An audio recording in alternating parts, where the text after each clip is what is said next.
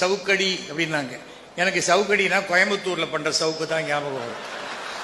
யாருக்குமே வலிக்காத ஒரு சவுக்கை வச்சு நம்ம அடிச்சுக்கிட்டு பாவம். அண்ணாமலை என்றுமே நிரந்தரமானவர். திருவண்ணாமலையில், பிஜேபியில் இல்லை. அப்படியே கிள்ளிக்கே அப்படி போடாட்டு தூக்கி எறிஞ்சிட்டாங்க பாருங்க. அவ்வளோதான், முடிஞ்சு போச்சு. அவருக்கு மைக்கை பார்த்தா தட தட தட தடன்னு என்ன பேசுறதுன்னு தெரியாத பேசிக்கிட்டு இருப்பார். நான் செருப்பு போட மாட்டேன், போடாத அப்படின்னு பார்த்தா ஷூ போட்டு போறாரு. அதுக்கு யாரோ அன்னைக்கு புதுசாக நயினார் நாகேந்திரன் வந்துட்டார்.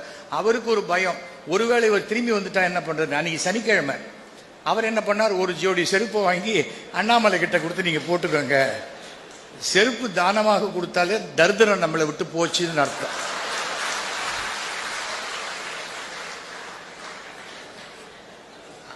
அந்தாலும் இல்லைண்ணே வீட்டில் எனக்கு ஒரு 8 செருப்பு இருக்குன்னு சொல்ல வேணாம், அந்த அல்பமாக இருப்பான், கொடுங்கண்ணே கொடுங்கண்ணே வாங்கிக்கோ. எனக்கு புரியவே இல்லை, அவ்வளோ அல்பமாக என்ன. குடும்பத்துக்கு தான் 10 லட்ச ரூபா யாரோ கொடுக்குறாங்கல்ல, சாப்பாட்டு செலவு எல்லாத்துக்கும் கொடுக்குறாங்க.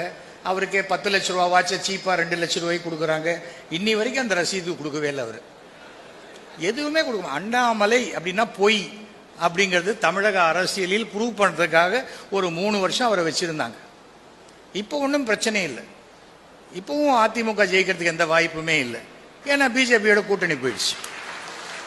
பிஜேபி என்பது அசைக்க முடியாத ஒரு பாறாங்கல்.